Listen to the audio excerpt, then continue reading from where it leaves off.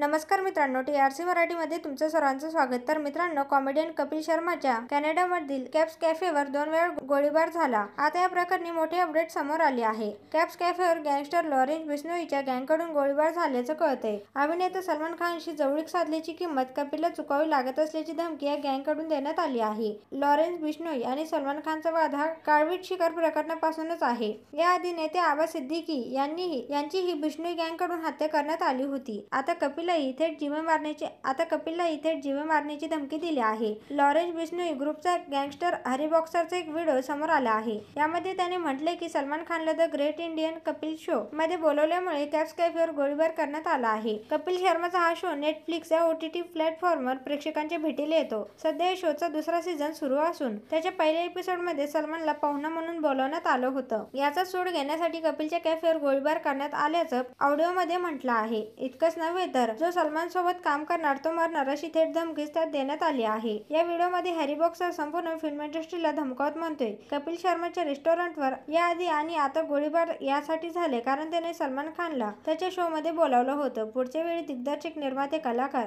यांना कोणताच इशारा किंवा वॉर्निंग देणार नाही, थेट छातीवर गोळ्या झाडणार. मुंबईतल्या सर्व कलाकारांना, निर्मात्यांना हा इशारा आहे. आम्ही मुंबईचं वातावरण इतकं खराब करू की तुम्ही कधी विचार सुद्धा केला नसेल. सलमान सोबत काम करणाऱ्या छोट्या किंवा मोठ्या कलाकाराला, दिग्दर्शकाला आम्ही सोडणार नाही. आम्ही त्याला मारून टाकू. त्यासाठी कोणत्याही पातळीला जावं लागलं तरी आम्ही जाऊ. तर सलमान खान सोबत कोणी काम केलं तर स्वतःच्या मृत्यूचा जबाबदार तो स्वतः असेल. तसेच सलमान आणि त्याच्या घराबाहेरची सुरक्षा वाढवण्यात आली आहे. काळवीट शिकार प्रकरणी सलमानने बिश्नोई समाजाची जाहीर माफी मागावी अशी त्यांची मागणी आहे.